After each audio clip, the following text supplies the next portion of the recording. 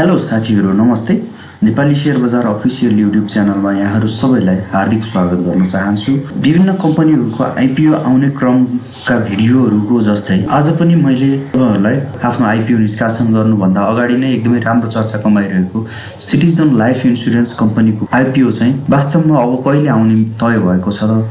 कहिलेसम्म आइपुग्ने छ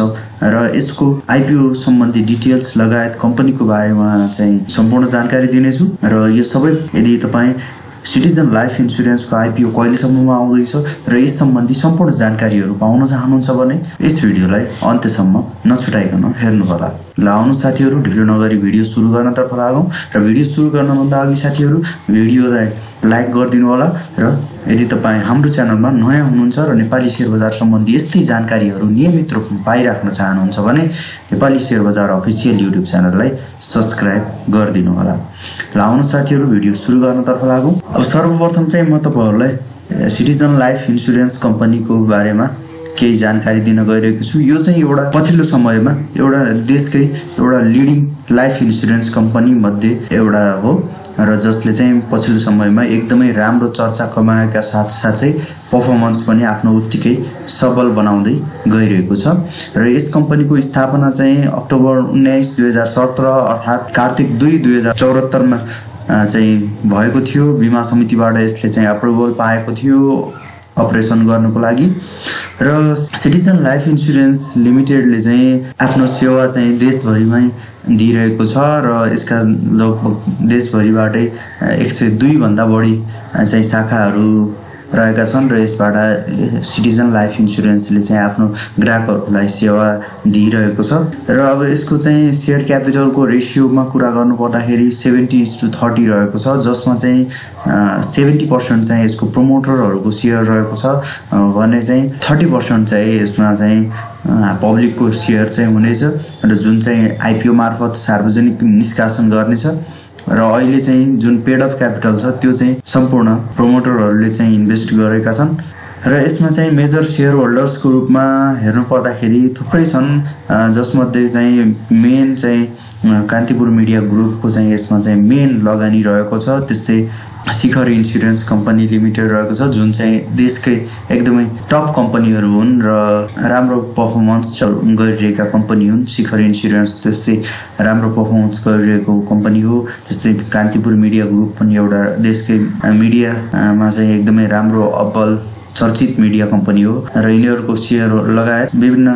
कम्पनीहरूका सीईओहरूको पनि लगानी रहेको छ। त्यस्तै विभिन्न अन्य कम्पनीहरूको पनि लगानी रहेको छ यसमा चाहिँ प्रमोटरहरूको रूपमा र त्यस्तै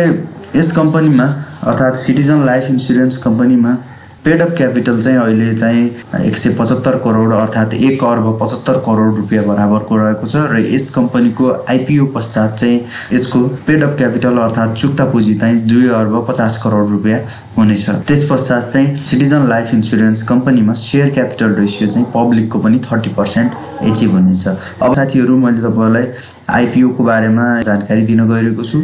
र यस कम्पनीको आईपीओ मा कुरा गर्नु पर्दाखेरि 75 लाख युनिट शेयर चाहिँ यसले निष्कासन गर्नेछ र प्रत्येक शेयरको अर्थात् प्रति शेयरको मूल्य चाहिँ 100 रुपैयाँको बेच्नेछ र जम्मा-जम्मी यस आईपीओ निष्कासनबाट सिटिजन लाइफ इन्स्योरेन्स कम्पनीले 75 करोड रुपैयाँ बराबरको पुँजी चाहिँ भित्र्याउनेछ जनरल पब्लिकबाट र जनरल पब्लिकलाई छुट्याएको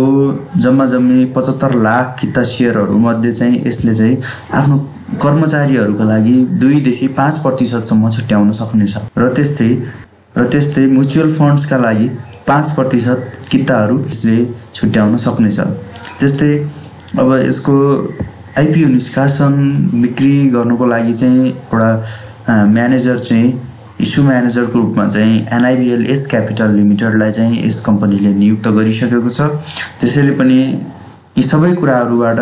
हेर्दाखेरि अबको केही समयमै यसको आईपीओ आउने तर्खरमै रहेको छ। सिटिजन लाइफ इन्स्योरेन्सको रेटिङ हुन चाहिँ बाँकी छ। यस जुन आईपीओ आउँदैछ सिटिजन लाइफ इन्स्योरेन्सको त्यसको चाहिँ रेटिङ चाहिँ हुनुपर्छ आईपीओ निष्कासन गर्नको लागि। रेटिङ चाहिँ यस कम्पनीले अझैसम्म गराइसकेको छैन र यसको आईपीओ चाहिँ अब कहिलेसम्ममा आइपुग्छ त भन्दाखेरि चाहिँ यसले चाहिँ केही समय अगाडि मात्रै सेबोनमा चाहिँ आईपीओ निष्कासनको अनुमति प्राप्त गर्नको लागि चाहिँ एप्लाई गरेको थियो र जसमा चाहिँ सेबोनले पनि एकचोटि चाहिँ यसको रिभ्यू सकेर कमेन्ट पनि सेन्ड गरिसकेको छ र सम्भवतः अब चाँडै कम्पनीले त्यसको रिप्लाई सहित गएर र त्यसपछि रेटिङ गरेर चाहिँ यसको चाहिँ आइपिओ चाहिँ निष्कासनका लागि अनुमति प्राप्त गर्नेछ र अनुमति प्राप्त गरेको केही समय पश्चात अर्थात् 1 देखि 2 हप्ताभित्रमा चाहिँ यस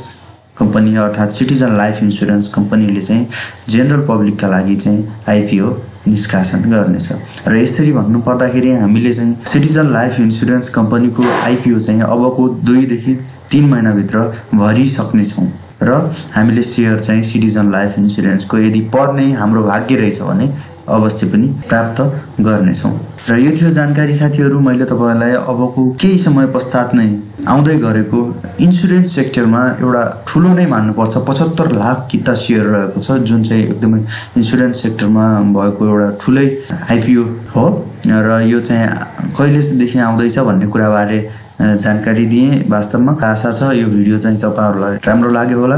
भन्दै र यस्तै नेपाली शेयर बजार सम्बन्धी सम्पूर्ण नयाँ तथा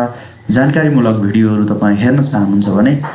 नेपाली शेयर बजार अफिसियल युट्युब च्यानललाई सब्स्क्राइब गरी अल नोटिफिकेसनलाई अन गरिदिनु होला भन्दै आजको यस भिडियोबाट बिदा माग्न चाहे। हवस् त, नमस्ते।